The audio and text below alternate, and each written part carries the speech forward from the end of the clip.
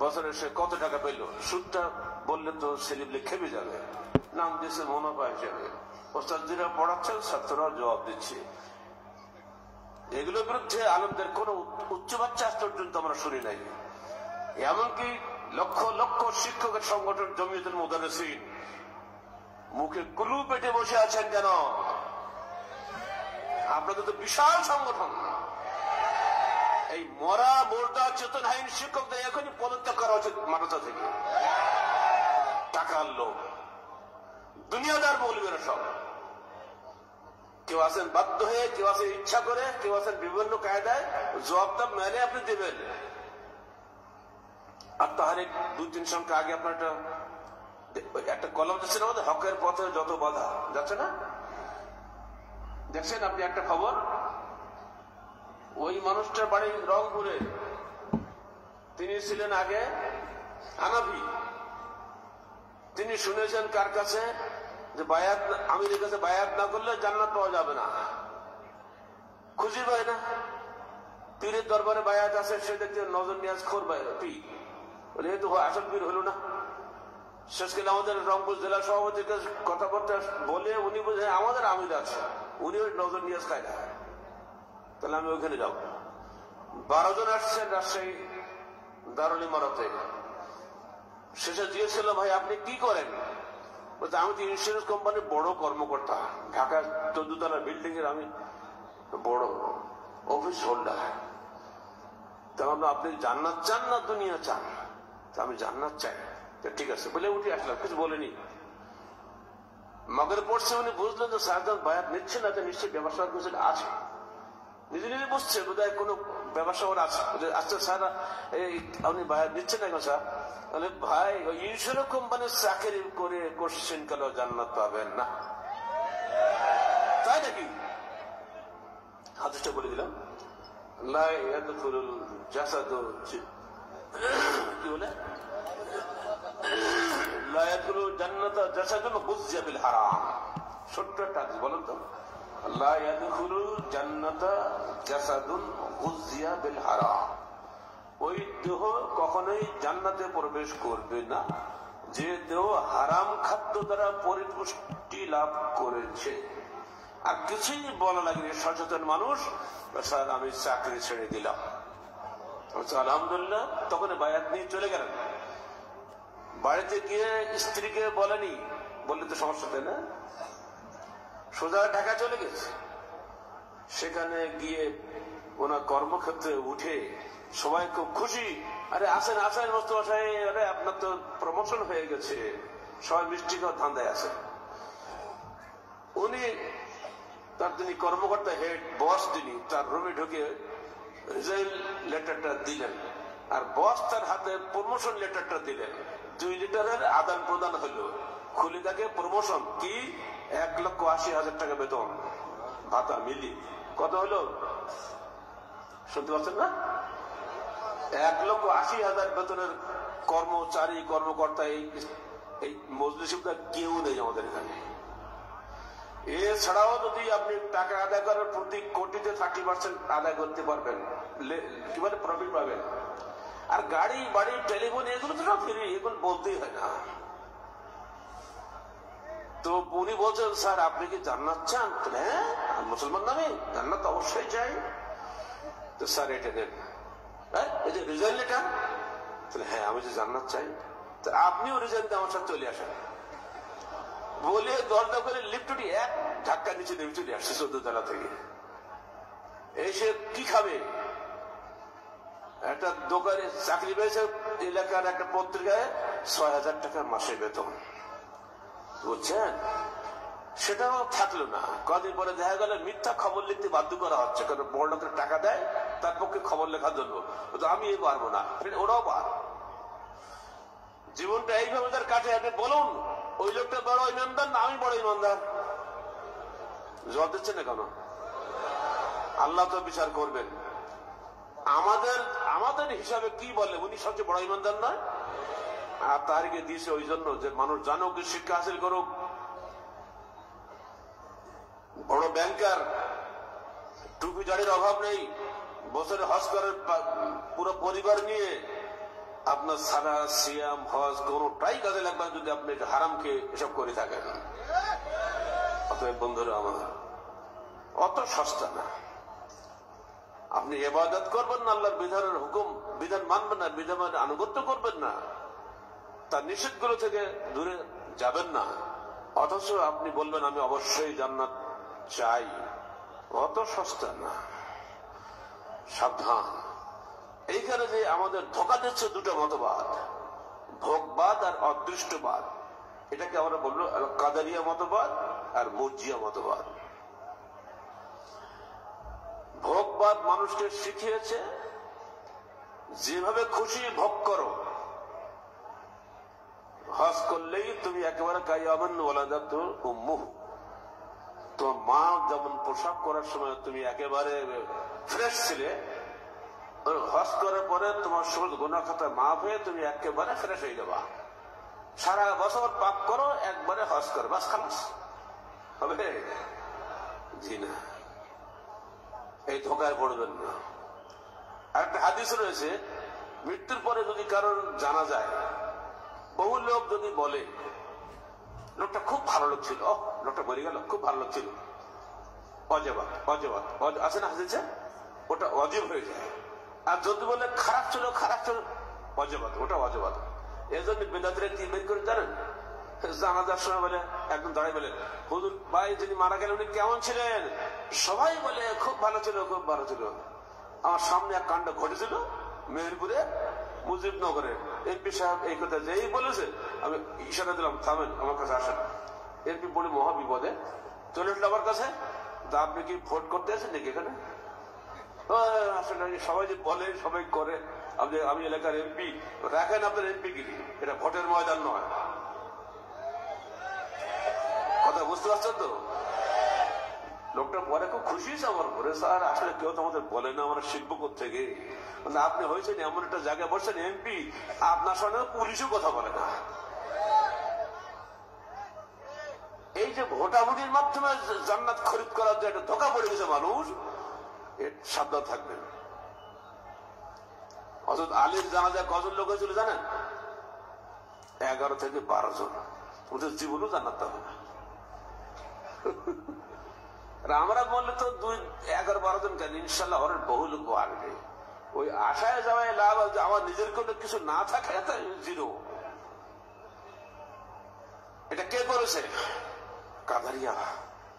কাদারিয়া মতবাদ আমাকে বলছে আমি অবশ্যই সৎকর্ম করলে জান্নাত পাবো, অসৎ কর্ম করলে জাহান্নাম পাবো। আল্লাহ বাধ্য, কারণ তিনি ন্যায় বিচারক, তিনি অন্যায় বিচার করেন না, যুক্তি দিয়ে তিনি প্রমাণ করেছেন। ছোট্ট একটা দলিল দিই, সূরা হুজুরাত আপনারা সবাই জানেন। একদিন একদল লোক আসলো বিশেষ একটা ব্যাপারে, তারা ঝগড়া শুরু করে দিল আল্লাহ রাসূলের সামনে। তো সেই ঝগড়ার মধ্যে প্রস্তাব হলো এদের মধ্যে কাকে নেতা করা যায়। তো হযরত আবু বকর এবং হযরত ওমর দুটা প্রস্তাব দিলেন। তো ওমর ফারুকের প্রস্তাবটা শুনে আবু বকর রাগ করে বলে ফেললেন, তোমার কাজ হলো আমি যা করি তার বিপরীত বলা। তো ওমর বলছে, না আমি কখনো আপনার বিপরীত বলি না। এই করতে গিয়ে দুজনের কণ্ঠস্বর একটু উঁচু হয়ে গেছিল, বুঝলেন? তো আল্লাহ পাক এটা পছন্দ করেন নাই। আবু বকর ওমর মতো জলিল কদর সাহাবী, রসুলের পরেই তাদের স্থান, তাই না? তারা যদি রসুলের সামনে ঝগড়া করতে, অন্যরা কি করবে? আয়াত নাযিল হয়ে গেল, লা তারফাউ আসওয়াতাকুম ফাওকা সাওতিন নবী ওয়ালা তাজহারু লাহু বিল কওলি কাজহারি বা'দিকুম লিবা'দিন আন তাহবাতা আমালুকুম ওয়া আনতুম লা তা'লামুন। তোমরা তোমাদের কণ্ঠস্বরকে উঁচু করো না রসুলের কণ্ঠস্বরের চাইতে, যেমন লোকেরা পরস্পরের সামনে কণ্ঠস্বর উঁচা করে থাকে। এটা যদি করো তাহবাতা আমালুকুম, তোমাদের সমস্ত আমল বরবাদ হয়ে যাবে, অথচ তোমরা বুঝতেই পারবে না। এই আয়াতের তাফসীর আপনি তাফসীর কাশফ পড়েন আর তাফসীর ইবনে কাসির পড়েন, পার্থক্য বুঝতে পারবেন। কাশফ ব্যাখ্যা দিচ্ছেন যেহেতু উঁচু স্বর হওয়ার কারণে তার সমস্ত আমল বরবাদ হয়ে যাচ্ছে, অতএব যদি বান্দা একটিও কবিরা গুনাহ করে তার সমস্ত আমল বরবাদ হয়ে যাবে। এই বাবা হই হই করে বোঝো ভালো করে, যদি অন্যায় কাজ করে বান্দা, তাহলে তার সারা জীবনের সমস্ত নেক আমল বরবাদ হয়ে যাবে, যেভাবে আবু বকর ওমরের নেক আমল বরবাদ হওয়ার ঘোষণা আল্লাহ পাক দিয়েছেন এই আয়াতে। যিনি এ কথা বলছেন, আমার তো মনে হয় এই ভূপৃষ্ঠে তার সঙ্গে কোরআনী ব্যাকরণ সম্পর্কে, কোরআনের বালাগাত ও ফাসাহাত সম্পর্কে অধিক জ্ঞানী আর কেউ আছে কিনা সন্দেহ। অত সহজে হালকা করবেন না। কিন্তু এত বড় মহাজ্ঞানীর মধ্যেও লাক্সেস হয়ে গেছে, দুষ্টতা এসে গেছে এইখানে, তিনি এটার সঠিক ব্যাখ্যা হাদিস থেকে তলাশ করেন নাই। কারণ তিনি দেখতে পাচ্ছেন আবু বকর এবং ওমর কত উচ্চ পর্যায়ের সাহাবী ছিলেন। যদি তাদের আমল বরবাদি হয়ে যেত, আল্লাহ রসুল তাদেরকে ওই দিন থেকে সাহাবীদের দরজাতে খারিজ করে দিতেন, তোমরা কাফের হয়ে গেছো, তোমাদের আজ সাথে নেবো না আমি। তাই কি করেছে? প্রতিটি কাজে আবু বকর এবং ওমরের পরামর্শ দিন আগে দিতেন। এমনকি একটা জয়ী হাদিস এসেছে এই মর্মে,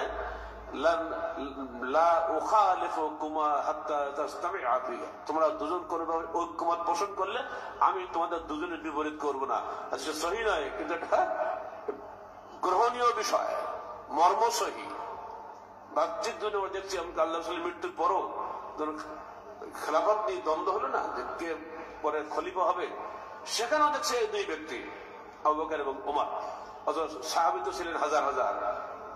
এই দুই ব্যক্তির সব জায়গাতেই আগে বেশি।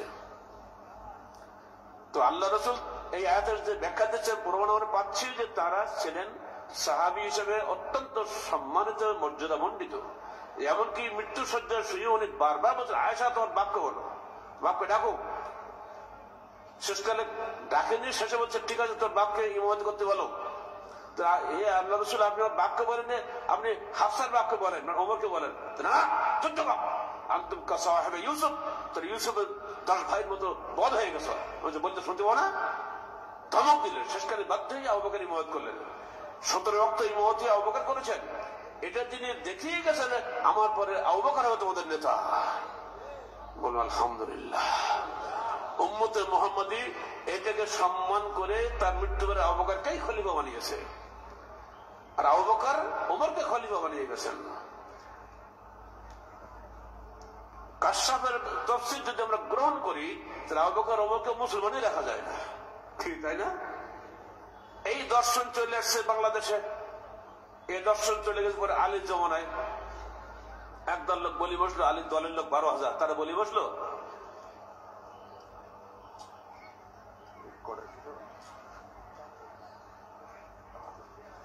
সেসব কটা 45, 36, ঠিক আছে। তারা বলি বসলো আলী কাফের, এবার বলেন নাউজুবিল্লাহ মিন যালিক, আবার বলেন নাউজুবিল্লাহ মিন যালিক। কেন কাফের? যে আলীর সঙ্গে মুআবিয়ার যুদ্ধ হচ্ছে, মুসলমানের যুদ্ধ না যায়, যে দুজনই মুসলমান হয় যুদ্ধ বন্ধ। আর যদি একজন কাফের একজন মুসলমান হয় তাহলে যুদ্ধ চলবে।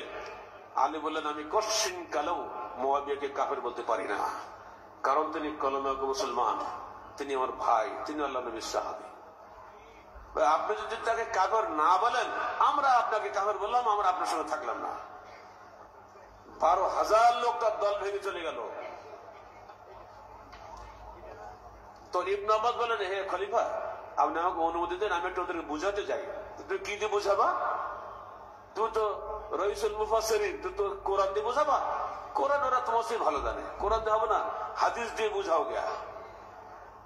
উনি গেলেন, ইবনে আব্বাস, এই খারেজির দল বসো, আমি তোমাদেরকে কটা প্রশ্ন করে উত্তর দাও। আচ্ছা তোমরা বলো, আল্লাহ রসুলের স্ত্রী আয়েশা রাদিয়াল্লাহু আনহা, ইনি কি মুসলমানদের মা নন? হ্যাঁ। এখন তিনি এসেছেন আলীর বিপক্ষে সালিশ করার জন্য, তোমরা কি তাকে কাফের বলবা? তাই হয়, রসুল স্ত্রী কাফের বলবে? খায় না। তো আলীর বিপক্ষে আয়েশাকে যদি কাফের বলতে না পারো, তাহলে মুআবিয়াকে কাফের বলবে কেন? যুক্তি এইভাবে, যুক্তি এর 3টি মত দৈনিক পুরোটা দিদি দেখবেন, এইভাবে বুঝে শেষ পর্যন্ত তারা সারেন্ডার করলো। 12,000 থেকে 8,000 তওবা করলো, মাত্র 4,000 থেকে গেল। শেষকে তাদের সঙ্গে যুদ্ধ হলো। এই খারেজি মতবাদ, একে বলে চরমপন্থী মতবাদ। পান থেকে চুন খসলে সে কাফের। বাংলাদেশ গভর্নমেন্ট অনেক ক্ষেত্রে কোরআন হাদিস বিরুদ্ধে আমল করছেন, অতএব সরকার কাফের, ওকে গুলিগিরি মারো, বোমামারি মারো, শেষ করে দাও। আর আমাদের কাছে যে হুমকি তারা পাঠিয়েছিল, সেখানে নাকি আমি 1 নম্বরে ছিলাম আমাদের হত্যা তালিকায়। আমি কারাগারে যাওয়ার আগে হুমকিটা পাইছিলাম, কারণ উনি আমাদের বিরুদ্ধে সবচেয়ে বেশি বলে, আর সেই জন্য ওনাকে সবার আগে মারতে হবে। লিফলেট হলে কাগজ আমার ফাইলে এখনো আছে, কিভাবে তারা যুক্তিগুলো দিয়েছে। এরকম যুক্তি সব উল্টাপাল্টা যুক্তি সব। যাদের যুক্তিতে আলী কাফের হয়, তাদের যুক্তিতে আপনি কাফের হবেন না? এত সস্তা কাফের হওয়া। আমার রসুল কি বলছেন? তখন মানুষ একবার কালমা শাহাদাত পড়ে, সে অবশ্যই জান্নাতে চলে যাবে। এত সহজ, বুঝে সুঝে যদি কলমা পড়ে সে জান্নাত পাবে। এই চরমপন্থী মত আজও কি চলছে না বাংলার জমিনে? আজও চলছে। মানুষকে হত্যা করে মানুষকে হেদায়েত করা যায় না। মানুষকে বাঁচিয়ে রেখে তাকে হেদায়েত করার জন্য দাওয়াত দিতে হয়। নবী রাসূলগণ কখনোই মানুষকে হত্যা করেন নাই, তারা দাওয়াত দিয়েছেন, কষ্ট ভোগ করেছেন, তবুও দাওয়াত দিয়েছেন। এই চরমপন্থী দর্শন কিন্তু সেই জমানা থেকে আসছে। এই দর্শনটাই তাফসীর কাশফে এসেছে। এই দর্শন আরো বহু তফসিরে এসে গেছে। আমাদের তফসির লেখার সময় আমাদেরকে অনেক হুঁশিয়ার হয়ে লিখতে হচ্ছে, পদে পদে পা ফেলতে গিয়ে। এইগুলো যদি আমরা আমাদের মাদ্রাসা বা ইউনিভার্সিটি বা কলেজের শিক্ষা ব্যবস্থা দিই, তাহলে ওই লোকগুলো চরমপন্থীতে হবেই। এর জন্য সরকারকে বলছি, দয়া করে একটু লেখাপড়া করেন, আমাদের বইপত্রটি পড়েন, খালি আমাদের বিরুদ্ধে আইন কানুন চালাইন না। আমরা সবসময় দেশের হিতাকাঙ্ক্ষী, সরকারের জন্য আমরা উপদেশদাতা। সরকারের লোকেরা, মন্ত্রী যারা আছেন, তারা অত লেখাপড়া জানেন না। তাদের সময় কোথায়? প্রতিপক্ষকে দমন করাই তাদের দিন রাতের একমাত্র উপাসনা, আরাধনা, ইবাদত। এ করলে তো হবে না। নেতা হয়েছে, শিখতে হবে। আর এই করেই আজকে সরকারের মধ্যে কারা যে ঢুকছে আল্লাহ জানে। 50 বছর পরে এসে বলছে মূর্তি বানাও, সারা দেশে মূর্তি বানাও। কে মূর্তি কি হয়েছে? সে মুজিব মূর্তি বানাতে বললো না, ভাসানী মূর্তি বানাতে বলেন নেই, সোহরাওয়ার্দী বলেন নাই, ফজলুল হক বলেন নেই। যারা বাংলাদেশের স্থপতি, যারা প্রতিষ্ঠা করলেন, এই দেশটাকে স্বাধীন করলেন, তারা কেউই বললেন না আমার মূর্তি বানাও। এতদিন পরে এসে মূর্তি শখ হলো কেন? হিন্দুরা মূর্তি বানালে কেউ দোষ দেয় না, কারণ ওটা হিন্দু, ওটা মূর্তি বোঝারই কাজ। রথযাত্রা সমারোহ, তারপর মহা ধুমধাম, ভক্তরা সব লুটে পথে করেছে প্রণাম। রথ ভাবে আমি দেব, পথ ভাবে আমি, মূর্তি ভাবে আমি দেব, হাসে অন্তর্যামী। এর অর্থ কি? রথযাত্রা দেখেন আপনারা? রবীন্দ্রনাথ ঠাকুর টিটকারি করছেন, তাচ্ছিল্য করছে নাকি? রথ মনে করে ওরা বোধ আমারই পূজা করছে।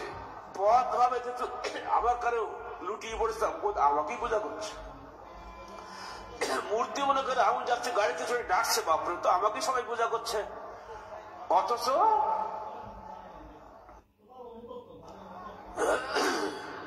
অন্তর্যামী যিনি আল্লাহ, তিনি মুস্কু মুস্কু হাসছেন। এটা কি পাগল দল করে নাকি? নিজের হাতে মূর্তি বানিয়ে সেখানে আবার রাজশাহী পথে একটা জায়গা আছে, ওখানে গিয়ে ডুবায়। আমাদের মেয়র সাহেব জায়গাটাকে পাকা টাকা করে দিয়েছে, ভালো করে ডুবাইতে পারে। এত টাকা খরচ করে নিজ হাতে মূর্তি বানিয়ে আবার ডুবায়। জ্ঞানী মানুষ এগুলো করছে। এগুলো আমার কিছু বলি না, যেহেতু আমাদের ধর্মই ওইটা করুক। কিন্তু যখন মুসলমান এটা করবে, তো কথা বলতে হবে না। আমরা মুখে বলেছি, কলমে লিখেছি, পারলে কালকে গুলি করে হত্যা করে আমাকে, বারবার নিহত হতে রাজি আছে, শহীদ হতে, কিন্তু মানতে আমরা রাজি নেই। বাংলার জমিন থেকে মুসলমানের পয়সা দিয়ে একটা মূর্তিও গড়া হবে না। এই দেশ চলে দেশের মানুষের ট্যাক্সের পয়সায়। আপনাকে কেউ অধিকার দেয়নি যে আপনি মূর্তি করে আমাদের ট্যাক্সে পয়সা জাহান্নামে নিয়ে যাবেন আমাদেরকে। কালকে আমাদের মাঠে আপনার সঙ্গে সঙ্গে আমাদেরকে জবাবদিহি করতে হবে। এজন্য প্রতিবাদ করেছি, আজও করে যাচ্ছি। আল্লাহ তুমি শুনছো, আমাদের ক্ষমতা নেই কিছু করার, ক্ষমতা যাদের হাতে তুমি তাদেরকে হেদায়েত দান করো। 3 নম্বর হলো মানুষকে সৎ কর্মশীল বানানো। হাদিসটা বলে দিন। আল্লাহ রাসূল বলছেন, সিনফান মিন উম্মতি লা ইয়ারিদান ইলা আলাইয়াল হাউদ ওয়ালা বুদ্দা ওয়ালা ইয়াদখুলানিল জান্নাহ আল কাদারিয়্যা ওয়াল মুরজিয়া। আমার উম্মতের দুটি দল আছে যারা হাউস কাউসারে পানি পাবে না এবং তারা জান্নাতে প্রবেশ করবে না। এক দল হলো কাদারিয়া, এক দল হলো মুরজিয়া। কাদারিয়া হলো যারা তকদীরকে অস্বীকার করে, যা করবো তাই পাবো, আল্লাহকে বাধ্য হতে হবে, আল্লাহ আমাকে অবশ্যই জান্নাত দিবে না, আল্লাহকে বাধ্য করার ক্ষমতা আপনার নাই। আর এক দল হলো মুরজিয়া, যারা বলে শুধু বিশ্বাস করলেই চলবে, আমল ইমানের অংশ নয়। কি মৌলানা সাহেবরা ক্লাসে পড়ান এগুলো আপনারা? আকীদা ইসলামের বইটা ভালো ক্লাসে পড়াবেন। যারা বলেন আমল ইমানের অংশ নয়, শুধু বিশ্বাসটাই হলো ইমান, জি না। অথচ প্রকৃত ইমানের ব্যাখ্যা কি? ইমানের ব্যাখ্যা হলো এই তাসদীক বিল জানান, আল্লাহর উপরে বিশ্বাস, ওয়াল ইকরার বিল লিসান, মুখে স্বীকৃতি, ওয়াল আমল বিল আরকান, কর্মে বাস্তবায়নের নাম ঈমান। যা সৎকর্মে বৃদ্ধিপ্রাপ্ত হয়, অন্যায় কর্মে হ্রাসপ্রাপ্ত হয়। বিশ্বাস হলো মূল, কর্ম হলো তার শাখা। শাখা কেটে দিলেও বডি থাকে। নারকেল গাছের যদি নারকেল না হয়, ওটা কি বাবলা গাছ বলবেন নাকি আপনি? নারকেল তো হয় না। কোন কোন গাছের নারকেল হয়, কোন কোন গাছের নারকেল হয় না, বা কম হয় বা বেশি হয়। তা আমি একটা মুসলমান, আমার ইমানের আমার আমল কম হতে পারে, বেশি হতে পারে, তার অর্থ এটা না যে আমি কাফের হয়ে গেছি। কথা বলছেন? এটা হলো আহলে হাদিসের ঈমান, এটা হলো আহলে সুন্নাত ওয়াল জামাতের ঈমান। আমি কাজ না করলে কাফের হয়ে যাব, এত সস্তা নয়। তাল গাছ, নারকেল গাছ ঠিকই থাকবে, ডাল না থাকতে পারে, ফল না থাকতে পারে। এখানে গিয়ে এই হাদিসটা মনে রাখবেন যে তকদীরকে অস্বীকারী এবং এক অদৃষ্টবাদী, তুমি যেমনি নাচো তেমনি নাচি, পুতুলের কি দোষ, এই যারা আকীদা পোষণ করে, অচিন পাখির লালন ফকির গান যারা গায়, এরা কোশ্চিন কালো আল্লাহ রাসূল বলছেন এরা হাউস কাউসারে পানি পান করবে না, এরা জান্নাতে প্রবেশ করবে না। আপনারা খুশির জন্য লালনের নাম দিয়ে পদ্মা ব্রিজের নাম পাল্টে করেছেন লালন ব্রিজ। কেন লালনের 14 ব্রিজ কর পদ্মা ব্রিজ দেখছে? সেটি আমাদের খুব পূজনীয় ব্যক্তি, কামের একটা কামের নামে কেন ব্রিজ হবে? এখানে এত আলাদা ব্রিজে থাকতে ওখানে গেলে আমার রাগ ধরে। মেহেরপুরে যে ব্যক্তি আমার মিষ্টি বাড়ি হচ্ছে লালনের দোকানের নাম, ওই লালন শব্দ কালকে বাতিল করে দিও। আমি দোকানদারকে চিনি না, মিষ্টি যতই ভালো হোক, যদি নাম লালন দেখে একটু খাইনি, প্যাকেটে গাড়ির কাছে লালন দাম। এই নুসলাম মিষ্টি হচ্ছে বামন্দি বাজারে, এই লালনের নাম কাল থেকে যেন বাদ দিয়ে না, আল্লাহর রহম গজব হতে পারে দোকানের উপরে। লালন দিয়ে কোশ্চিন করে মুসলমানের কোন সম্মান করে, কিছুই করে না, পাগলের নাম ওটা। কাফের কোন সম্মানিত হয় না, আবু জাহেল কোন সম্মানিত হয় না আমাদের কাছে, যদিও সে বড় হেকামতি করে। 3 নম্বর হলো আপনি যখন আল্লাহকে বিশ্বাস করবেন, তখন এই বিশ্বাস আপনাকে সৎকর্মশীল বানাবে। কারণ আপনি দেখবেন আমার সমস্ত কাজ আল্লাহ দেখছেন। আল্লাহ আমার সব কাজ দেখছেন। এই দেখছেন আল্লাহ আমাকে, সামিউম বাসীর, শুনছেন এবং দেখছেন। এই বিশ্বাস যদি আপনার থাকে, আপনি অবশ্যই অন্যায় কাজ করবেন না, ঠিক না? অর্থাৎ এই তৌহিদি বিশ্বাস আপনাকে সৎকর্মে উদ্বুদ্ধ করবে, অসৎকর্ম থেকে বিরত রাখবে। র্যাব আর পুলিশ দিয়ে মানুষের কোশ্চিন কালো আপনি সংশোধন করতে পারবেন না, যখন তার মধ্যে তৌহিদি বিশ্বাস না আসবে। 4র্থ শিক্ষা হলো আল্লাহর সঙ্গে কাউকে শরীক না করা। আপনি আল্লাহকেও মানবেন, কাউকে শরীকও করবেন। এটা যদি করে তাহলে অবস্থা কি হবে? আল্লাহ বলছেন, ওমান ইউশরিক বিল্লাহি ফাকাদ হারামাল্লাহু আলাইহিল জান্নাহ ওয়া মাওয়াহুন নার ওয়া মা লাহু ফিল আখিরাতি মিন আনসার। সূরা মায়দা 72। যে ব্যক্তি আল্লাহর সঙ্গে কাউকে শরীক করলো, তার জন্য জান্নাতকে হারাম করা হলো এবং সে কোশ্চিনকালে কিয়ামতের মাঠে কাউকে সাহায্যকারী হিসেবে পাবে না। তৌহিদ এবং শিরক একসঙ্গে চলবে না, হয় তৌহিদ থাকবে নয় শিরক থাকবে। শিরকে থাকেন জাহান্নামে চলে যান, কোন আপত্তি নাই। কিন্তু আমরা যারা তৌহিদ বিশ্বাসী, আমাদেরকে অবশ্যই যে কোনো মূল্যে আল্লাহর দাসত্ব করে যেতে হবে। তৌহিদের অর্থই হচ্ছে তৌহিদ ইবাদত। আল্লাহ রসুলের গোষ্ঠীর লোকেরা সবাই তৌহিদবাদী ছিল, তারা ইব্রাহিমের সন্তান ছিল, কিন্তু তারা তৌহিদ ইবাদতে বিশ্বাসী ছিল না। তারা তৌহিদ রুবুবিয়তে বিশ্বাসী ছিল। তারা আল্লাহকে রব হিসেবে মানত, কিন্তু আল্লাহর বিধান মানতে রাজি ছিল না। আমরা যদি তাই করে আল্লাহকে রব হিসেবে মানি, আল্লাহর বিধান মানি না, যদি একই হয়ে যায়, তাহলে আবু জাহেলের সঙ্গে কিন্তু আমার হাসর হবে, মনে রাখেন। অতএব যারা যে দায়িত্বে আছেন, ছোট দায়িত্বের লোকেরা, বড় দায়িত্বের লোকেরা, সবাইকে বলছি সাবধান হয়ে যান। যদি মুসলমান হন, দয়া করে আল্লাহর আনুগত্যশীল কাজে নিজেকে এগিয়ে যান। আপনার হাতে ক্ষমতা বেশি, আপনার একটা অর্ডারে সুদ বন্ধ হয়ে যায় বাংলার জমি থেকে ইনশাআল্লাহ। আপনি কেন সে অর্ডার দিচ্ছেন না? ক্ষমতা থাকা সত্ত্বেও কৈফিয়ত বেশি আমাদের সাথে আপনাকে দিতে হবে। বন্ধুরা আমার, আমাদের স্লোগান কি? সকল বিধান কায়েম করো, ওহির বিধান বাতিল করো, তাই না? এবার ঠিক করে বলো তো দেখি। খালাস, এক কথা শেষ। এটাই আমাদের রাজনীতি, এটাই আমাদের রাজনীতি। মনে রাখবে ভালো করে, ভালো করে বলছি, এটাই আমাদের রাজনীতি। তোমাদেরও রাজনীতি আছে মানুষের বিধান কায়েম করো, আমাদের রাজনীতি হলো আল্লাহর বিধান কায়েম করো। এর জন্য সময় লাগবে, যতক্ষণ মানুষ এটার পক্ষে না আসবে। মানুষ তো কায়েম করবে, একটি ফেরেশতা কায়েম করবে নাকি? যতক্ষণ বাংলাদেশের অধিকাংশ মানুষ ওহির বিধান কায়েমের পক্ষে না আসবে, ততদিন এই বিধান কায়েম হবে না। মানুষকে হত্যা করে আমরা কোশ্চিন করে এই বিধান কায়েম করতে চাই না। আমরা সবসময় মধ্যমপন্থী। আমার রসুল বলে গেছে, ছাত্র দোকার তোমরা মধ্যম পন্থা অবলম্বন করো। এই মধ্যম পন্থা অবলম্বন করার নির্দেশ আমার রসুল আমাদেরকে দিয়ে গেছেন। আমরা কখনোই চরমপন্থী নই, আবার সঙ্গে সঙ্গে একেবারে বৈরাগ্যবাদীও নই। কিছুই বলবো না, ঘরে শুয়ে দিয়া নবী সালাম লেখা দেবো, এগুলোর মধ্যে আমরা নাই। এখন তৌহিদের বিষয়টাকে বুঝতে পারছেন আপনারা? ক্লিয়ার হয়েছে তো? ক্লিয়ার? আল্লাহ আল্লাহ জিকির করলে হবে না, আল্লাহর হুকুম মানতে হবে। আমাদের সবার মধ্যে এই চেতনা ফিরে আসুক, এটাই আমরা কামনা করি। আল্লাহ, তুমি বাংলাদেশের মুসলমান ভাইদেরকে, শুধু নয় অমুসলিম ভাইদেরকেও তুমি তৌহিদের অনুসারী বানাও।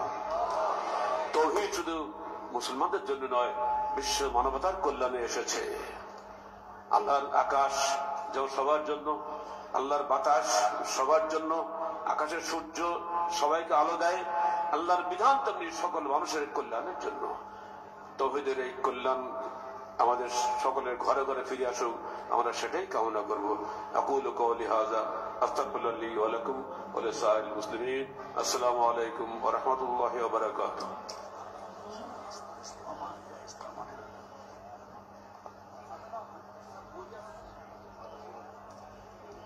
এই যে বই দেখালাম তো,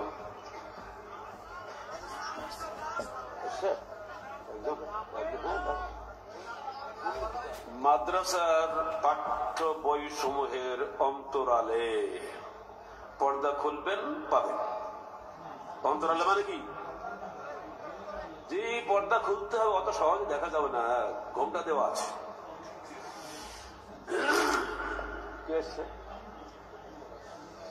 তুমি বক্তব্য শুনছো? বাংলা বুঝো তো? বাড়ি কোথায়? পোশাক। এখন কোথায় থাকবে? তুমি দাওয়াত পাইছো কিভাবে? ইসলাম সম্পর্কে দাওয়াত পাইলে কি সেই হিসেবে ওই যে বক্তৃতা করলাম, বুঝতে পারলি? বুঝতে পারছো? এই ছেলেটা সাঁওতাল, রাজশাহীতে থাকে, 5-7 বছর থেকে ইসলামের প্রতি আগ্রহী। ও আজকে মার্কাজে এসছে, আমার কাছে বায়াত করে ও মুসলমান হবে। আপনারা খুশি তো?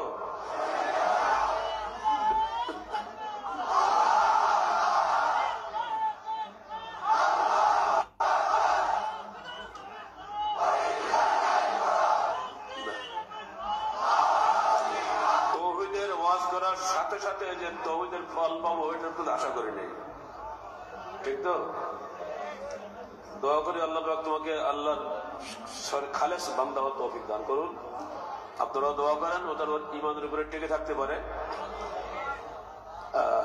তোমার বাপ ভাই আছেন? তাদেরকে একসঙ্গে নিয়ে এসো, আমরা দাওয়াতেও ইনশাল্লাহ ফিরে আসবে। ওর কি নাম রাখবে বলেন তো? ইসলামের শ্রেষ্ঠ নাম কোনটা? আব্দুল্লাহ। বুঝছো?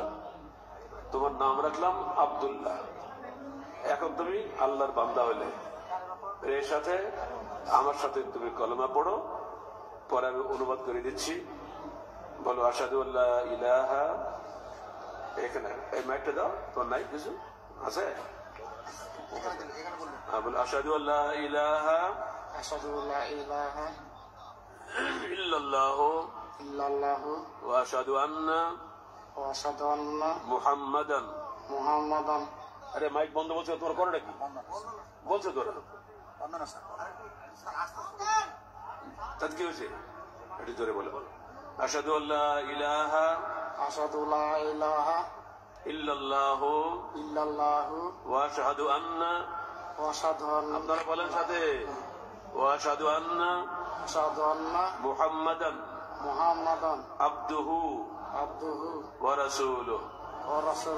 আমি সাক্ষ্য দিচ্ছি যে আল্লাহ ব্যতীত কোনো উপাস্য নেই, এবং আমি সাক্ষ্য দিচ্ছি যে মুহাম্মদ আল্লাহর বান্দা ও তার রসুল। আমি আজ থেকে নাম পরিবর্তন করে আব্দুল্লাহ নাম গ্রহণ করলাম। আল্লাহ তুমি আমাকে তৌহিদের উপরে আমৃত্যু দৃঢ় থাকার তৌফিক দাও। সবাই বলেন আমিন।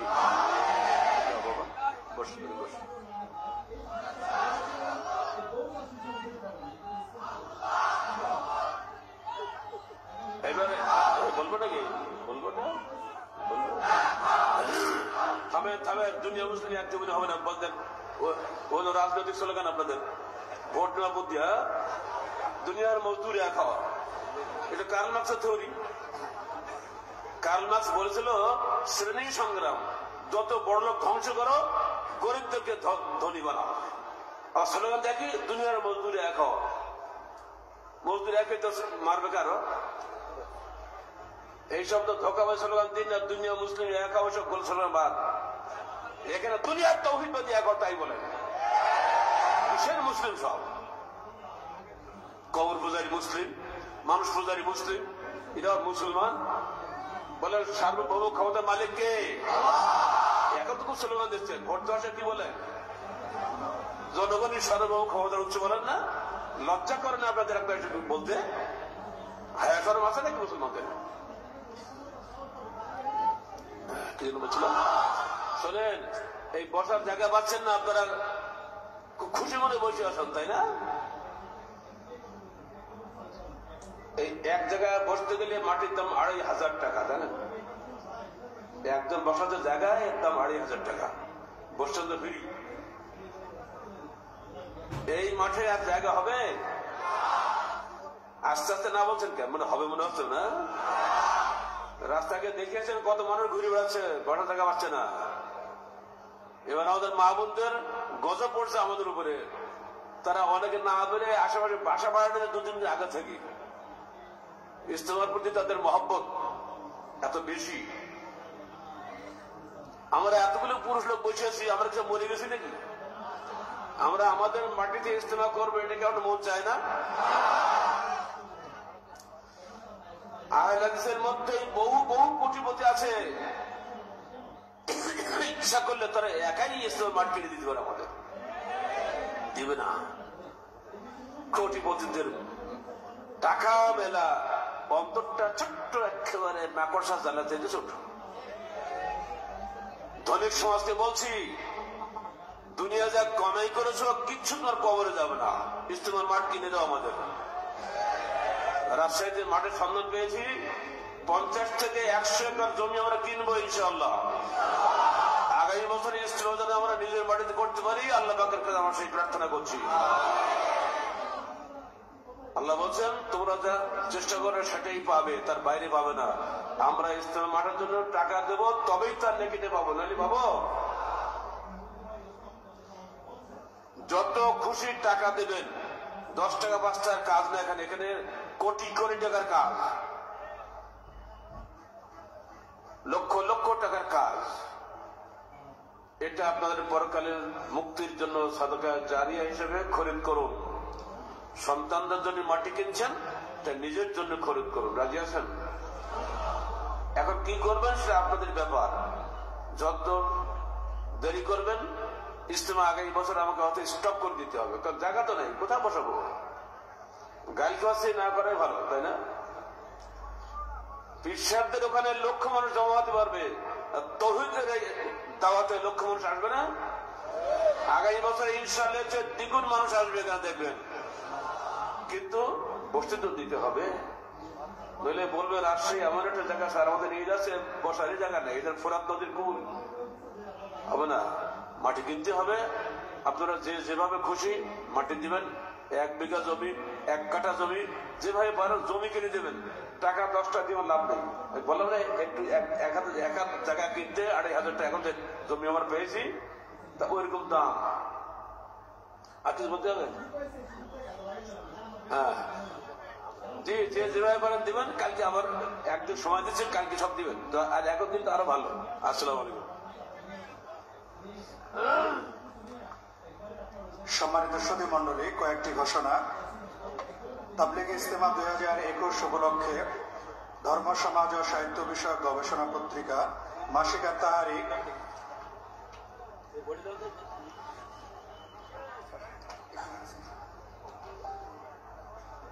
তাহারিক তাবলিগ ইজতেমা 2021 উপলক্ষে বৃহৎ কলেবরে 80 পৃষ্ঠায় সম্পাদক দর্শে কোরআন, দর্শে হাদিস, প্রবন্ধ, সাহাবী চরিত, মনীষী চরিত, মহিলাদের পাতা, অর্থনীতিতে পাতা ও অন্যান্য নিয়মিত কলামগুলো সহ প্রকাশিত হয়েছে। আপনারা আপনাদের সময় সুযোগ মতো আমাদের যে তাহারিকের স্টল আছে সেখান থেকে সংগ্রহ করে নেবেন। তাছাড়া তাবলিগ ইজতেমা উপলক্ষে হাদিস ফাউন্ডেশন বাংলাদেশ থেকে কয়েকটি নতুন বই বেরিয়েছে। একটি মহতারাম আমিরে জামাতের যেটি স্যার বললেন, মাদ্রাসার পাঠ্য বই সমূহের অন্তরালে যে বইগুলো মাদ্রাসায় পড়ানো হয় সেগুলোর মধ্যে কি বিষয় রয়েছে এই সম্পর্কে গবেষণালব্ধ গ্রন্থ। তাছাড়া একটি আছে ইসলামী শরিয়াতে ঋণের বিধান এবং জাগরণী বইটা দীর্ঘদিন পরে আমাদের সংস্করণ বেরিয়েছে, এবং এ পর্যন্ত আমাদের যে জাগরণীগুলো সংগৃহীত হয়েছে সেগুলো এই সংস্করণে অন্তর্ভুক্ত করা হয়েছে। তাছাড়া স্যারের আরেকটি নতুন বই আছে কিছুদিন আগে যেটা বেরিয়েছে, তাওহীদের শিক্ষা ও আজকের সমাজ। এই বইগুলো আমাদের আর আরেকটি গবেষণা বিভাগ থেকে, হাদিস ফাউন্ডেশনের গবেষণা বিভাগ থেকে বেরিয়েছে, সেটি হচ্ছে মাসনুন দোয়া ও জিকির, পকেট সাইজ বই, যেটি আমরা সফরে যেন আমাদের সাথে রাখতে পারি। দৈনন্দিন জীবনের প্রয়োজনীয় দোয়াগুলো অর্থ এবং উচ্চারণ সহ এখানে দেওয়া আছে। ইজতেমার 2 নম্বর গেটের পাশে আমাদের বই বিক্রয়ের ওখানে অনেকগুলো স্টল আছে, আর তাহারিকের স্টল আছে, সেখান থেকে সংগ্রহ করে নেবেন। ইজতেমা মাঠের পূর্ব দিকে 1 নম্বর স্টলে আল আওন নিরাপদ রক্তদান সংস্থার স্টল আছে। সেখানে ব্লাড গ্রুপিং চলছে এবং ব্লাড গ্রুপিং ও সদস্য সংগ্রহ চলছে। আপনারা যারা আপনাদের রক্তের গ্রুপ নির্ণয় করতে চান এবং আল আওনের সদস্য হয়ে মানুষের দুর্যোগ ও বিপদ মুহূর্তে রক্তদান করতে পারেন, সেজন্য সেখানে আপনাদেরকে যোগাযোগ করার জন্য অনুরোধ জানাচ্ছি। মাসিক তাহারিকের যারা এজেন্ট আছেন তারা সময় সুযোগ মতো মাদ্রাসার পূর্ব পাশের গেটে তাহারিকের যে বিক্রয় কেন্দ্র আছে সেখান থেকে এজেন্টরা তাদের পত্রিকা সংগ্রহ করে নেবেন। এ পর্যায়ে বক্তব্য পেশ করছেন আমানুল্লাহ বিন ইসমাইল মাদানী, সহসভাপতি আহলে হাদিস জাতীয় ইমাম ও ওলামা সমিতি ও খতিব মাদারটেক আহলে হাদিস মসজিদ, ঢাকা। তার বক্তব্যের বিষয় সমকালীন কিছু বিরোধপূর্ণ বিষয় ও তার সমাধান।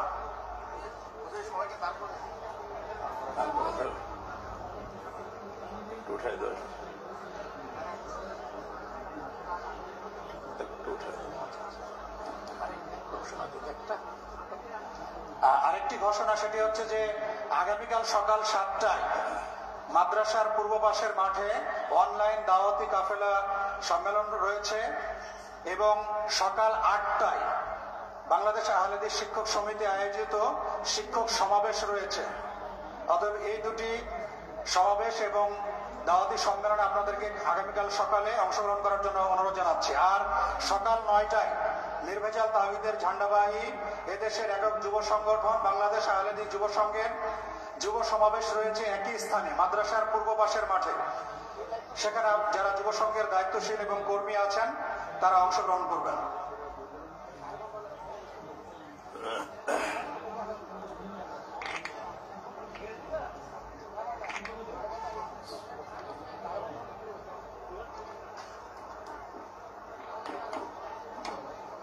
আসসালামু আলাইকুম ওয়া রাহমাতুল্লাহি ওয়া বারাকাতুহু। আপনারা সবাই কেমন আছেন? সবাই দাঁড়াবেন।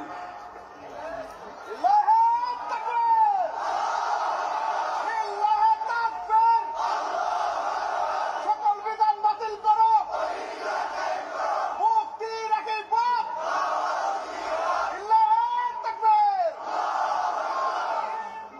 হাত ঝাড়া দেন, অলসতা ঝেড়ে ফেলুন, কমর সোজা করুন, সামনের ফাঁকা জায়গা পূরণ করে জমে বসে পড়ুন। ইন্নাল হামদালিল্লাহি ওয়াহদা ওয়াসসালাতু ওয়াসসালামু আলা মান লা নাবিয়্যা বা'দা ওয়া আলা আলিহি ওয়া আসহাবিহি ওয়া মান তাবি'আহুম বিইহসানিন ইলা ইয়াউমিদ্দিন। আম্মা বা'দ। فقد أرشد الباري في معظم تنزيله وعظيم خطابه بعد أعوذ بالله من الشيطان الرجيم يا أيها الذين آمنوا اتقوا الله حق تقاته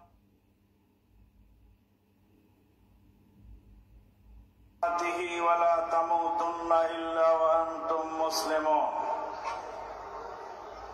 يا أيها الناس اتقوا ربكم الذي خلقكم من نفس واحدة وخلق منها زوجها وبث منهما رجالا كثيرا ونساء واتقوا الله الذي تساءلون به والأرحام إن الله كان عليكم رقيبا يا أيها الذين آمنوا اتقوا الله وقولوا قولا سديدا يصلح لكم أعمالكم ويغفر لكم ذنوبكم ومن يطع الله ورسوله فقد فاز فوزا عظيما ثم أما بعد قال الله تبارك وتعالى في الكلام المجيد إن الله يحب الذين يقاتلون في سبيله صفا كأنهم بنيان مرصوص وقال النبي الأمين صلى الله عليه وسلم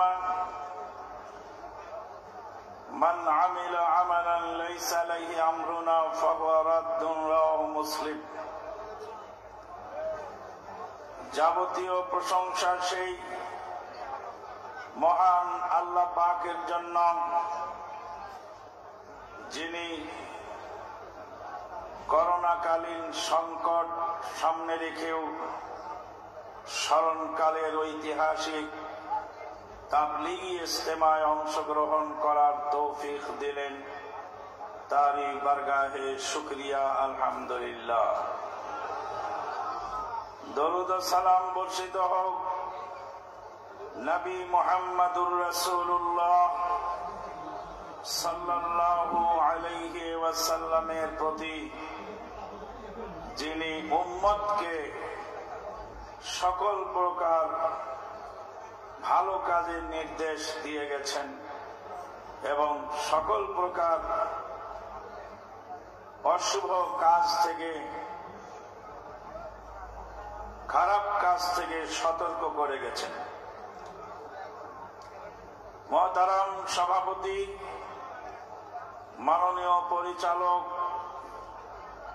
আহলে হাদিস আন্দোলন বাংলাদেশ, বাংলাদেশ আহলে হাদিস যুব সংঘের সংঘ কর্তৃক যৌথ উদ্যোগে আয়োজিত আজকের এই বার্ষিক তাবলিগি ইজতেমায় আমার আলোচ্য বিষয় হল সমকালীন কিছু বিষয়, বিরোধপূর্ণ কিছু বিষয় এবং তার সমাধান।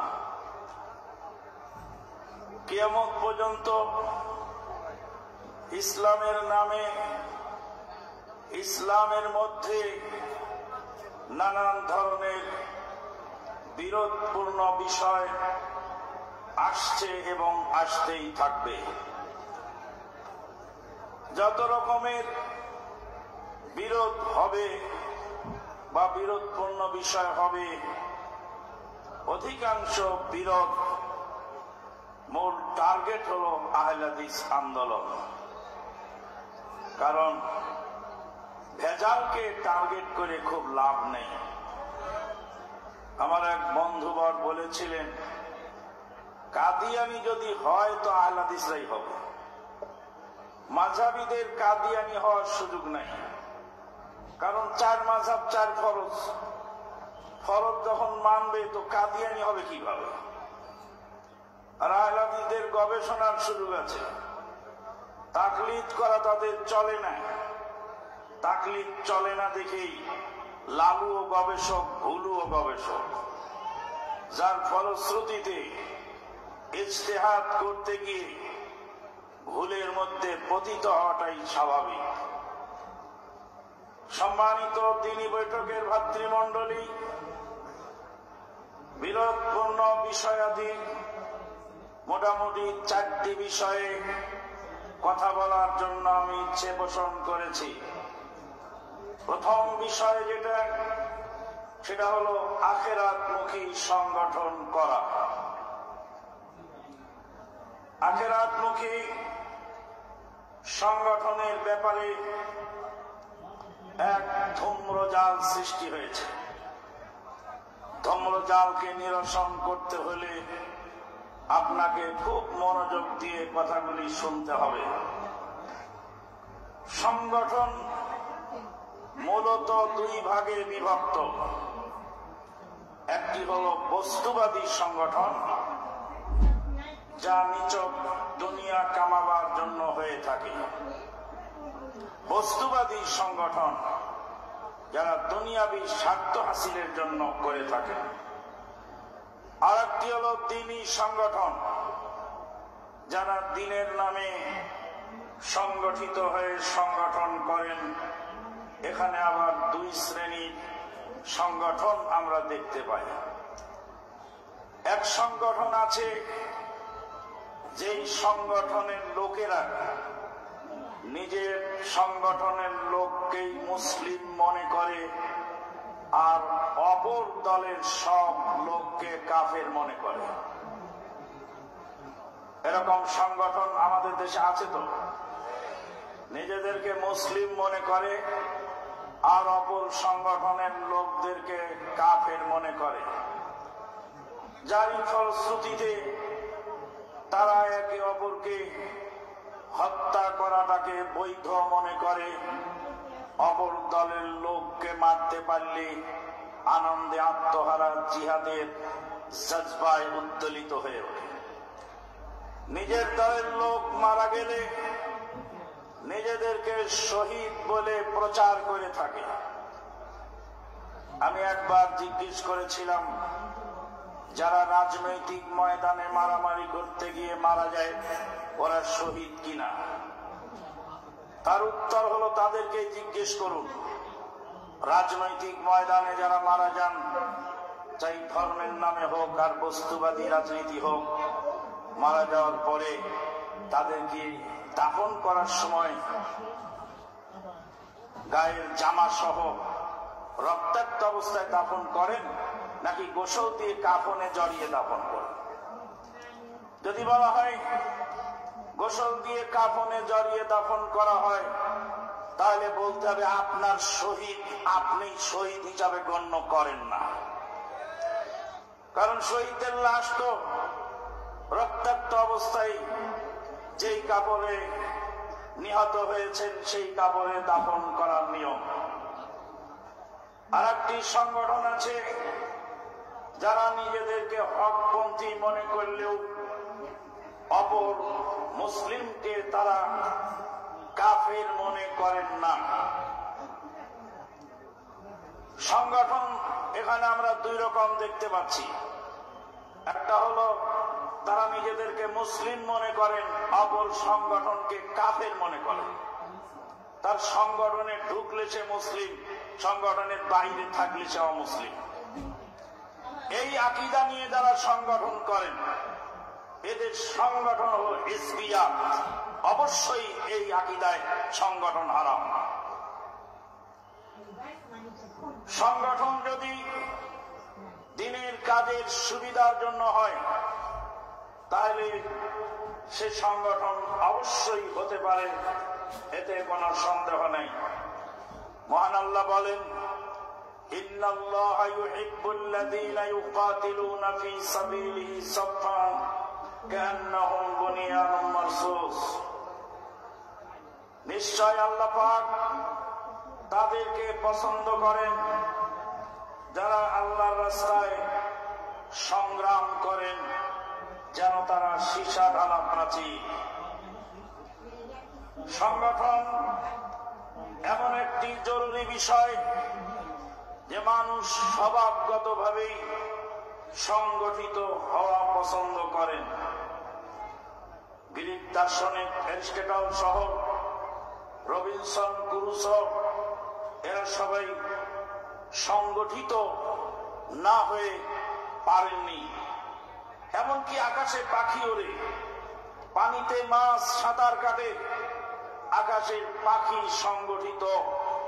মহান আল্লাহ কোরআনুল কারীমে সে খবর আমাদেরকে দিয়েছেন, আকাশে পাখি উড়ে যায়, একটি পাখি তাদের নেতা, আর হাজার হাজার পাখি তাদের অনুসরণ করে চলে।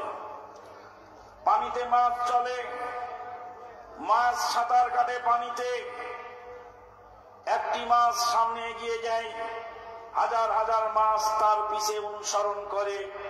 পাখির মধ্যে সংগঠন আছে, মাছের মধ্যে সংগঠন আছে, এমনকি পিঁপড়ার মধ্যে সংগঠন আছে। আউযু বিল্লাহি মিনাশ শাইতানির রাজীম।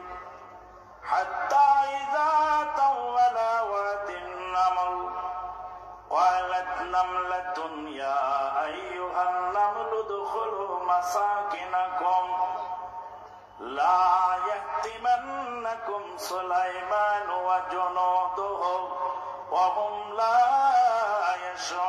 يشعرون قالت نملة يا أيها النمل ادخلوا مساكنكم لا يهتمنكم سليمان لا يهتمنكم سليمان وجنوده وهم لا يشعرون। একটি পিঁপড়া ভাষণ দিচ্ছেন আর হাজার হাজার পিঁপড়া শুনছে। সংগঠন আছে কি নাই? পিঁপড়ার দলের আমির, পিঁপড়ার দলের সর্দার ভাষণ দিচ্ছে, আল্লাহর কোরআন বলছে। তাহলে পিঁপড়ার মধ্যে সংগঠন আছে, পিঁপড়ার মধ্যেও নেতা আছে, পিঁপড়ার সংগঠিত। আলহামদুলিল্লাহ। যারা বলে সংগঠন হারাম, সংগঠিত হতে হবে না, বেলেল্লাপনা, যার যা ইচ্ছা সে তা করে বেড়াবে, তাদের জন্য এটা শিক্ষণীয় ঘটনা। বন্ধুগণ, মানুষ সমাজবদ্ধ জীব। এই সমাজকে সংস্কার করতে হলে যুগে যুগে নবী এবং রাসূল এসেছেন। নবী এবং রাসূলের সংস্কারের জন্য তার উম্মতের সহযোগিতা নিয়ে নবী এবং রাসূল তারা সংস্কার করে গেছে। জলিল কদর নবী ঈসা রূহুল্লাহ আলাইহিস সালাতু ওয়াস সালাম, যিনি মুর্দাকে জিন্দা করার ক্ষমতা আল্লাহর তরফ থেকে পেয়েছিলেন। আল্লাহ পাক ক্ষমতা দিয়েছিলেন ঈসা রূহুল্লাহ আলাইহিস সালাতু ওয়াস সালামকে, যিনি মুর্দাকে জিন্দা করার ক্ষমতা রাখতেন। সেই ঈসা রূহুল্লাহ আলাইহিস সালাতু ওয়াস সালাম বললেন, কামা ক্বালা ঈসা ইবনু মারইয়াম ইয়া বানি ইসরাঈল কামা ক্বালা ঈসা ইবনু মারইয়াম লিল হাওয়ারিয়িন মান আনসারি ইলাল্লাহ قال الحواريون نحن أنصار الله فآمنت طائفة من بني إسرائيل وكفرت طائفة। মুর্দাকে জিন্দা করার ক্ষমতা রাখেন এরকম নবী ও উম্মতকে বলছেন, দ্বীনের কাজে তোমরা কে সাহায্য করবে আমাকে? তাহলে নবীরও সংস্কার চলে না উম্মতের সহযোগিতা ছাড়া। আমার চলবে কেমন করে? আপনার চলবে কেমন করে?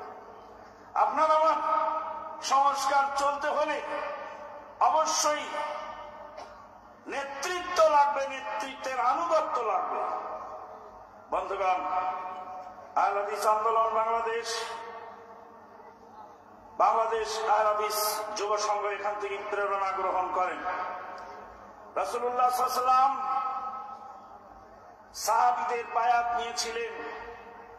মদিনায় হিজরতের আগে 70 জন সাহাবীর বায়াত নিয়েছিলেন, 75 জন সাহাবীর বায়াত নিয়েছিলেন।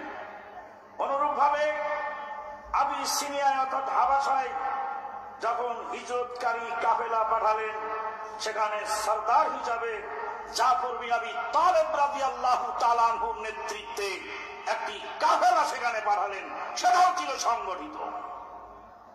বন্ধুগণ, খুব সতর্কতার সাথে লক্ষ্য করে দেখা যায় আজ সংগঠনের বিরুদ্ধে এক শ্রেণীর লোকেরা বিষোদ্গার করছে এবং বলছে সংগঠন হারাম। তারা কোনো না কোনো ব্যক্তিগত স্বার্থে হোক বা দলীয় কোনো কারণে হোক, অবশ্যই তারা কোনো না কোনো ভাবে সংগঠিত। অথচ সংগঠনকে সে স্বীকার করে না। মানে গোশত হালাল কিন্তু ঝোল হারাম, অথবা ঝোল হালাল হারাম, গোশত হালাল। এ কোন কথা? শুনুন, কিছু কিছু মানুষ আরবিয়ান বিদ্বানদের উদ্ধৃতি পেশ করেন। সব ফতোয়া সব জায়গার জন্য প্রযোজ্য নয়, কারণ আরব দেশের মসজিদের কমিটি নেই, কারণ সেখানে সরকার বাহাদুর মসজিদ পরিচালনা করেন। তা আপনি মসজিদের কমিটি বানিয়েছেন কেন? আপনি মাদ্রাসার কমিটি বানিয়েছেন কেন? মাদ্রাসা খুলেছেন, মসজিদ চালাচ্ছেন, তাহলে মাদ্রাসা মসজিদের কমিটি লাগে না? সংগঠন কি? সংগঠন হলো ভ্রাম্যমান মাদ্রাসার নাম। যারা ছোটকালে লেখাপড়া করেছেন, মাদ্রাসায় ভর্তি হয়ে কোরআন হাদিস শিখেছেন, তাদের তো সম্ভব হয়েছে। বড় হয়ে গেছেন, কোরআন হাদিস পড়ার সুযোগ হয়নি, বিভিন্ন পেশায় নিয়োজিত হয়েছেন।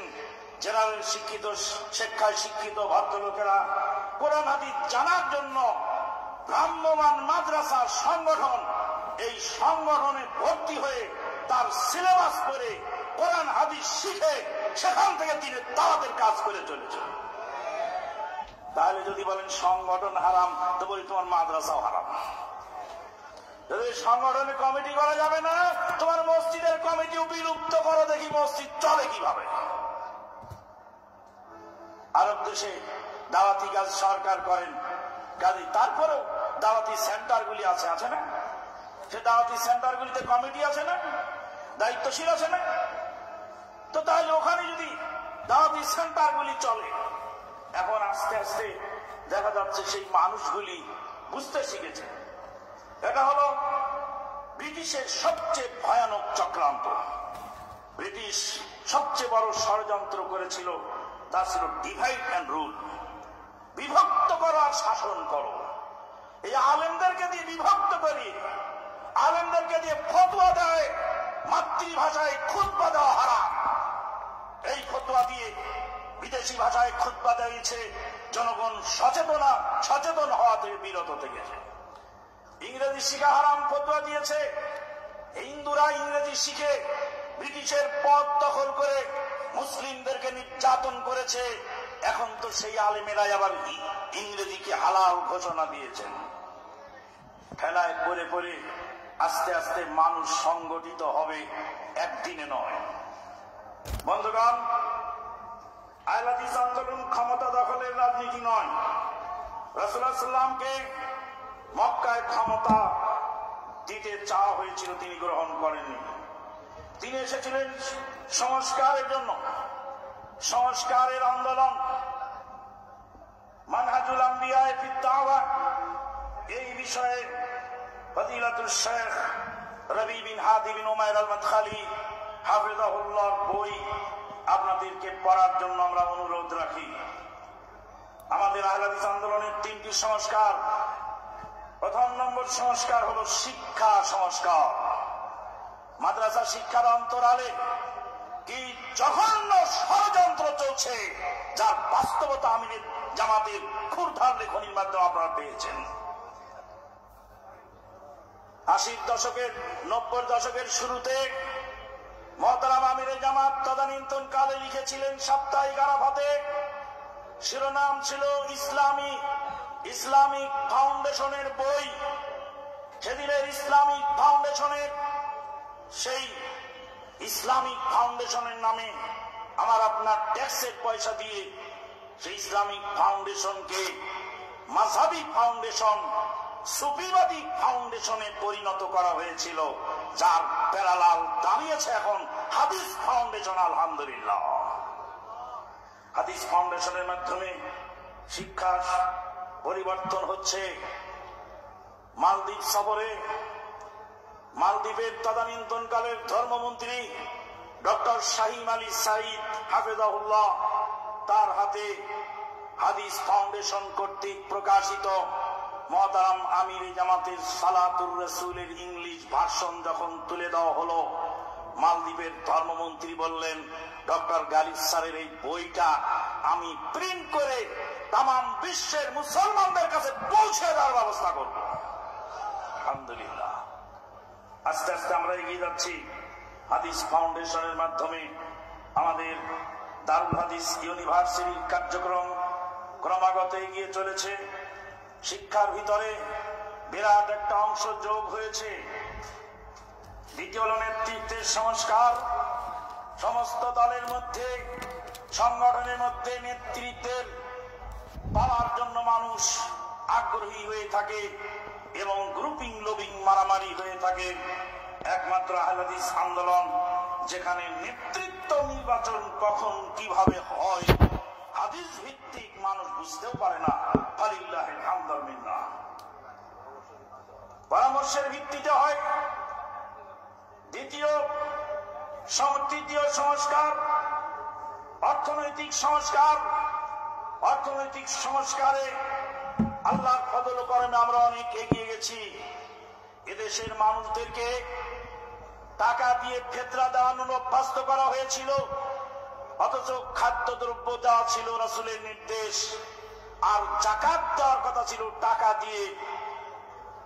টাকার যাকাত টাকা না দিয়ে বস্তা বস্তা শাড়ি দিয়ে যাকাতকে যেমন নষ্ট করা হয়েছিল, অনুরূপ ভাবে খাদ্য ফেতরা না দিয়ে টাকা দিয়ে ফেতরা দিয়ে ইবাদতটাকে নস্যাৎ করে দেওয়া হয়েছিল।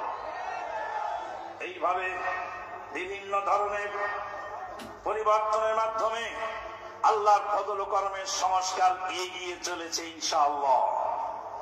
আমরা বলে থাকি 3 কোটি আহলে হাদিস। আমরা 3 কোটি আহলে হাদিস প্রয়োজন এত লাগবে না।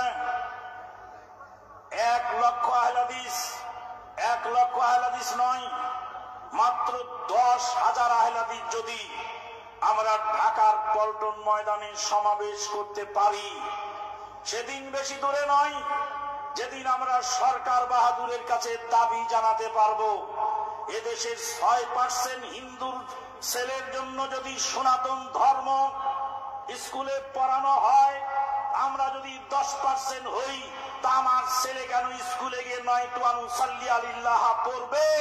আমার জন্য ধর্ম বই আলাদা করা হোক, সিলেবাসের মধ্যে সহিহ আকীদার বই ঢুকানো হোক। বায়তুল মুকাররম যদি জাতীয় মসজিদ হয় আর আমরা যদি বাংলাদেশের মুসলিম জাতির অন্তর্ভুক্ত হই, 10% যদি হয়ে থাকি, 10 জুমার 10 খুতবায় ভাগে 1 খুতবা পাবো। যাও দেখি কিভাবে চলে।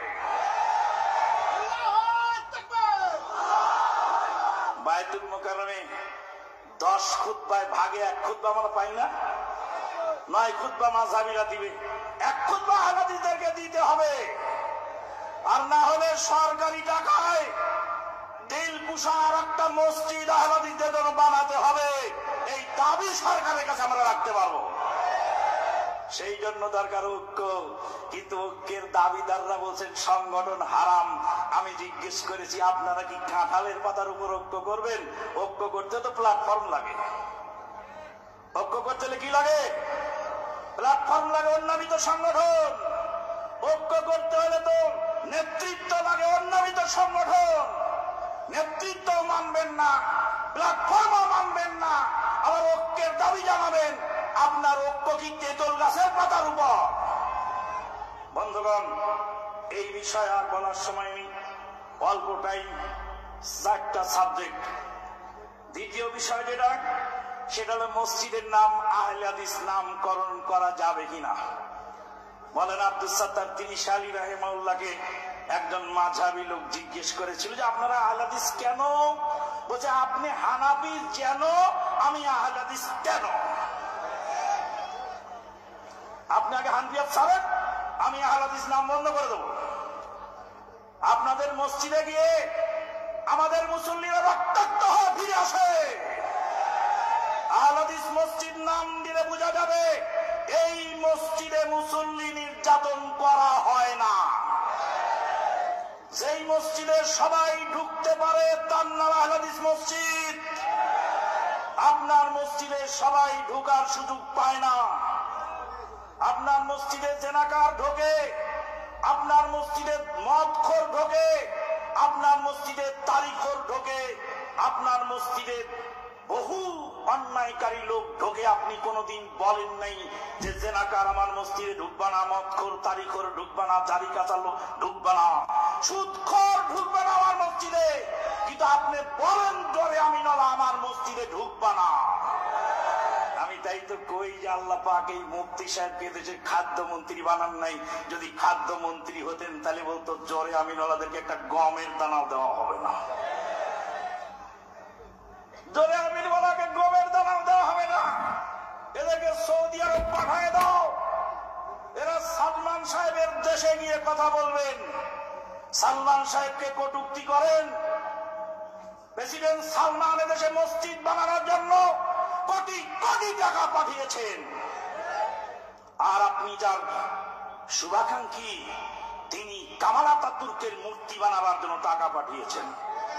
আপনার হিসাব হবে কবরে, সবুর করেন। বন্ধুগণ, বলছিলাম আহলে হাদিস মসজিদ পরিচিতির জন্য আল্লাহ পাক বলেন, আউযু বিল্লাহি মিনাশ শাইতানির রাজীম, ইয়া আইয়ুহান নাস ইন্না খালাকনাকুম মিন যাকারিন ওয়া উনসা وجعلناكم شعوبا وقبائل لتعارفوا إن أكرمكم عند الله أتقاكم وجعلناكم شعوبا وقبائل। তোমাদেরকে বিভিন্ন গোত্রে, বিভিন্ন কবিলায় বন্টন করা হয়েছে লিতাআরাফু, পরিচিতির জন্য। পরিচিতির জন্য আমরা বলছি, আমরা কোরআন এবং সহিহ সুন্নাহর অনুসারী। এক শ্রেণীর লোক এখন তো আহলে হাদিস বলাটাকেই নিষেধ করে দিচ্ছেন, আর বলছেন আহলে হাদিস বলা যাবে না। কি বলতে হবে? বলতে মুসলিম, মুসলিম বলতে হবে। তাহলে মুসলিম বলতে হবে, আল্লাহ বলেছেন সাম্মাকুমুল মুসলিমিন। যে আল্লাহ বলেছেন সাম্মাকুমুল মুসলিমিন, সে আল্লাহ বলছেন আস-সাবিকুনাল আউয়ালুনা মিনাল মুহাজিরিন ওয়াল আনসার। যে আল্লাহ মুসলিম নাম রেখেছেন, সে আল্লাহ আবার মুসলিমদেরকে আনসার এবং মুহাজিরে বিভক্ত করেছেন। অতএব মুসলিম হওয়ার পরেও বৈশিষ্ট্যগত নাম থাকতে পারে, এতে কোনো সন্দেহ নেই।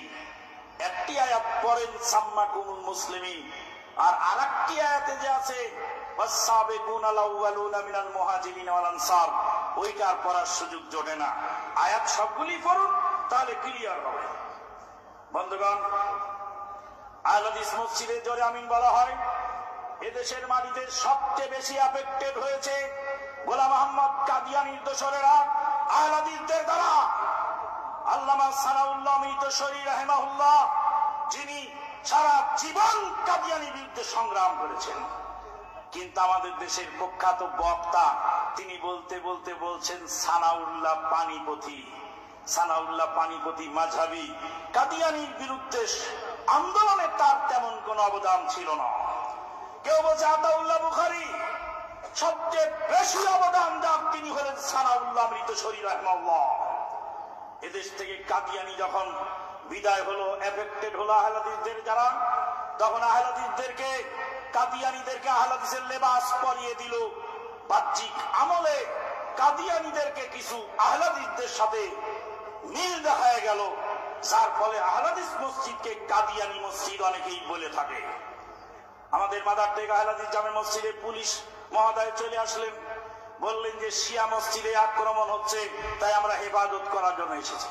বললাম স্যার, এটা আহলে হাদিস মসজিদ। পুলিশ মহোদয় বললেন এখানে তাহলে একটা সাইনবোর্ড লাগায় দেন আহলে হাদিস মসজিদ, তাহলে আমাদের পুলিশ সদস্যরা আর বিভ্রান্ত হবেন না। বন্ধুগণ, সঙ্গত কারণেই পাবনার বিআরটিসি বাস টার্মিনালের সামনের মসজিদটা ওরা দখল করলো মাযহাবীরা।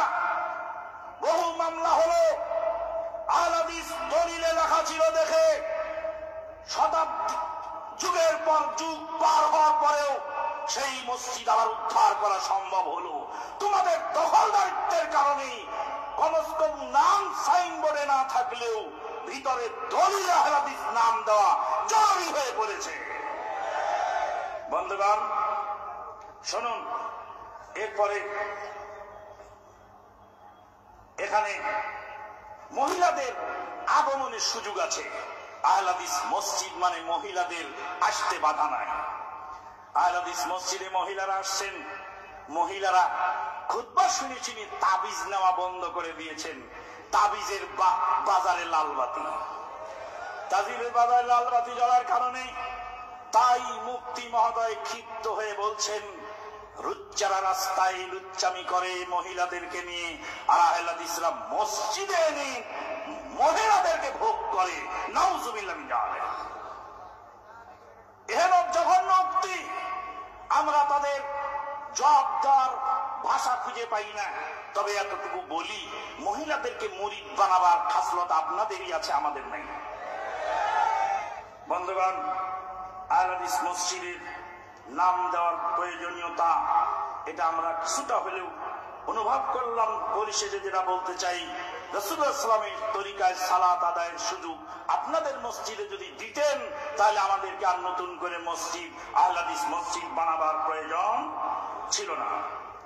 3 নম্বর আলোচ্য বিষয় হাদিস এবং সুন্নাতের পার্থক্য। হাদিস বিরোধী শিয়ারা হাজার হাজার জাল হাদিস তৈরি করেছে ইসলামকে ধ্বংস করার জন্য। হাদিসের মধ্যে ষড়যন্ত্র ঢুকিয়েছে। শিয়াদের পরবর্তী স্টেজে এসেছে কাদিয়ানী। এই কাদিয়ানীরা হাদিসের প্রতি সন্দেহভাব সৃষ্টি করেছে। তার পাশাপাশি আহলে কোরআন নামক একদল ভ্রান্ত লোক এই পৃথিবীতে এসে হাজার হাজার যুবকদেরকে বিভ্রান্ত করছে। এক শ্রেণীর আলেম এই হাদিস বিদ্বেষী এর প্রভাবে প্রভাবিত হয়ে হাদিস এবং সুন্নাতের মধ্যে পার্থক্য করার জন্য চেষ্টা চালিয়ে যাচ্ছেন। তার মধ্যে একজন আছেন সৈয়দ সুলাইমান আন-নাদভী, আরেকজন সৈয়দ আবুল আলা আল-মওদুদী, আরেকজন আমিনুল আহসান ইসলাহি। তারা বলতে চাচ্ছেন কোন হাদিস আমলযোগ্য হতে হলে রাসূলুল্লাহ সাল্লাল্লাহু আলাইহি ওয়াসাল্লাম সেটা আমল থাকতে হবে, পরবর্তী সাহাবায়ে কেরামদের মধ্যে আমল থাকতে হবে, পরস্পর আমল চালু থাকতে হবে। অথচ আল্লাহ বলেছেন আকিমুস সালাতা ওয়া আতুজ যাকাত, কিন্তু আতুজ যাকাতের আমল রাসূল সাল্লাল্লাহু আলাইহি ওয়াসাল্লাম করা সম্ভব হয় নাই, কারণ রাসূল সাল্লাল্লাহু আলাইহি ওয়াসাল্লামের যাকাতের নিসাব পরিমাণ মাল ছিল না। এবার বলেন তাহলে আয়াতের অংশ ফেলে দেবেন? রাসূল সাল্লাল্লাহু আলাইহি ওয়াসাল্লাম এটুকু আমল করতে পারেন নাই, বা রাসূল সাল্লাল্লাহু আলাইহি ওয়াসাল্লামের দ্বারা যেটা সম্ভব হয় নাই। ইসলাম তো ইমামের জন্য, মুক্তাদির জন্য। আল্লাহর নবী তো সারা জীবন ইমামতি করলেন, মুক্তাদি হওয়ার সুযোগ তো নবী সাল্লাল্লাহু আলাইহি ওয়াসাল্লামের হলো না। তাহলে মুক্তাদি হওয়ার জন্য যেটা হবে, ইসলাম তো শাসকের জন্য, শাসিতের জন্য। আল্লাহর নবী শাসিত হলে কিভাবে আমল করতে হবে সে সুযোগ তো নবীর পক্ষে সম্ভব হলো না। সব হাদিস নবীকে মানা জরুরি। নাউজুবিল্লাহ মিন যালিক। নবী সাল্লাল্লাহু আলাইহি ওয়াসাল্লামের আমলে যতটুকু প্রয়োজন হয়েছে, যতটুকু সম্ভব হয়েছে, ততটুকু আমল করেছেন। হাদিসকে অস্বীকার করতে গিয়ে একজন গলাবাজ মুফতি বলছেন, রাসূলুল্লাহ সাল্লাল্লাহু আলাইহি ওয়াসাল্লাম দাঁড়িয়ে প্রস্রাব করেছিলেন, তোমরা এখন দাঁড়িয়ে প্রস্রাব করো দেখি। রাসূলুল্লাহ সাল্লাল্লাহু আলাইহি ওয়াসাল্লাম যেই প্রেক্ষাপটে দাঁড়িয়ে প্রস্রাব করেছিলেন, সেই প্রেক্ষাপট আজকে আসলে অবশ্যই আমরা দাঁড়িয়ে প্রস্রাব করব, তাতে কোনো সন্দেহ নেই। বন্ধুগণ, এইভাবে হাদিসকে সন্দেহবাদ করে মুসলিম জাতিকে ক্ষতিগ্রস্ত করার চেষ্টা করা হচ্ছে। পক্ষান্তরে মুহাদ্দিসিনদের পরিভাষায় হাদিস এবং সুন্নাহ হলো মুরাদিফুন লিল হাদিস, আর হাদিস হলো সুন্নাহ মুরাদিফুন লিস সুন্নাহ। قال আবু দাউদ রাহিমাহুল্লাহ ফি রিসালাতিহি ইলা আহলি মক্কা। ইমাম আবু দাউদ 275 হিজরি তিনি তার মক্কা বাসিন্দাদের প্রতি লিখিত চিঠির মধ্যে লিখেছিলেন, ফাইনদুকের আলাকা মিনান নবী সাল্লাল্লাহু আলাইহি ওয়াসাল্লাম সুন্নাতুন লাইসা মিম্মা খাররাজতুহু ফাআলাম আন্নাহু হাদিসুন ওয়াহিদ। আর রিসালাতুল আহলি মক্কা 27 পৃষ্ঠা। ইমাম আবু দাউদ সুলাইমান বিন আশআস সিজিস্তানি রাহিমাহুল্লাহ তিনি বললেন মক্কার বাসিন্দাদেরকে, তিনি বললেন তোমাকে যদি নবী সাল্লাল্লাহু আলাইহি ওয়াসাল্লাম থেকে কোনো সুন্নাত উল্লেখ করা হয়, আর সেটা যদি আমি যা তাখরিজ করেছি, আমি যা সংকলন করেছি তার মধ্যে না হয়, তাহলে তুমি মনে করবা সেটা হলো বানাওয়াত হাদিস। একই জায়গায় একবার সুন্নাহ শব্দ ব্যবহার করলেন, একবার হাদিস শব্দ ব্যবহার করলেন। কথা প্রসঙ্গে আবার বলতে হয়, সুন্নাহর হাদিস যদি আলাদা হয় তাহলে তো বোকা চাকরের মতো, চাকরকে মালিক বলছে লবণ আনো 1 কেজি, যাওয়ার সময় বলে যে বাবা নুন কিন্তু আনতে হবে রে, নুন নাই, আর কিছু কিনিস আর না কিনিস নুন কিন্তু আনতেই হবে। চাকর 1 কেজি লবণও কিনেছে, আর 1 কেজি নুনও কিনেছে, বাড়িতে এসে থেকে একই জিনিস 2 কেজি। বন্ধুগণ, তাই আসুন এখানে সুন্নাতকে, হাদিসকে অস্বীকার করার জন্য যেই ষড়যন্ত্র চলছে, সেই ষড়যন্ত্র থেকে আমাদেরকে সজাগ থাকতে হবে। 4 নম্বর আলোচ্য বিষয় সুয়াজের রোগ। এটাই শেষ, বিরক্তর কারণ নেই। রাসূলুল্লাহ সাল্লাল্লাহু আলাইহি ওয়াসাল্লাম সহিহ বুখারীতে বললেন, লা আদওয়া ওয়ালা তিয়ারা ওয়ালা হাম্মা ওয়ালা সাফারা, আও কামা ক্বালা আলাইহিস সালাতু ওয়াস সালাম। রাসূলুল্লাহ সাল্লাল্লাহু আলাইহি ওয়াসাল্লাম লা আদওয়া, সুয়াজের রোগ বলে তেমন কিছু নাই, ওয়ালা তিয়ারা, শুভ অশুভ বলে কিছু নেই, ওয়ালা হাম্মা, হুতুম পেঁচা দেখলে কোনো অশুভ লক্ষণ মনে করার সুযোগ নেই, ওয়ালা সাফারা, সফর মাসকে অশুভ মাস বলে গণ্য করার সুযোগ নেই। জনৈক বেদুইন সাহাবী বললেন, ইয়া রাসূলুল্লাহ সাল্লাল্লাহু আলাইহি ওয়াসাল্লাম, আমরা যে উট পালন করি, চর্মরোগে আক্রান্ত উট হলে ভালো উটের সাথে রাখলে ভালো উটটাও চর্মরোগে আক্রান্ত হয়ে যায়। রাসূলুল্লাহ সাল্লাল্লাহু আলাইহি ওয়াসাল্লাম বললেন, বলো আগেরটাতে কে রোগ দিয়েছিল? বলে আল্লাহ, আগেরটাতে আল্লাহ দিয়েছিলেন। বলে পরেরটাতে আল্লাহ দিয়েছেন।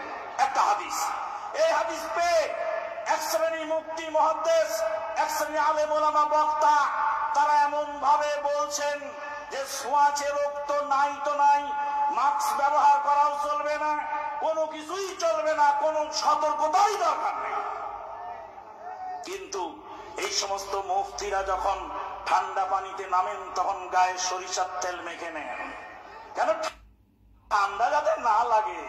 ঠান্ডা লাগার ভয়ে যেমন গায়ে সরিষার তেল আগাম মাখেন, তাহলে ঠান্ডা লাগার ভয়ে যদি এটা হয়, তাহলে সংক্রমণের ভয়ে আপনি যদি প্রোটেকশন গ্রহণ করেন সেটা নাজাত হবে কেন? আল্লাহ নবী সাল্লাল্লাহু আলাইহি ওয়াসাল্লাম বলেন, পৃথিবীতে এমন কোন রোগ আসে নাই যার চিকিৎসা নেই। রোগ আছে, রোগের চিকিৎসা আছে, রোগ থাকবে, রোগ থাকা স্বাভাবিক। তারা এগুলি করেন কেন? কারণ একটা হাদিস পড়েন আর একটা পড়েন না। অন্য হাদিসে ইমাম বুখারী যে আসছে, ফেররা মিনাল মাজজুমি কা ফেরারাকা মিনাল আসাদ, সিংহ থেকে যেভাবে তোমরা পালিয়ে ফেরো সেইভাবে তোমরা এই কুষ্ঠ রোগ থেকে ফিরিয়ে বেড়াও। তাহলে এক হাদিসে বললো কুষ্ঠ রোগ থেকে পালাও, আর এক হাদিসে বললো ছোঁয়াচে রোগ কিছু নাই। এখন আপনি কিভাবে বুঝবেন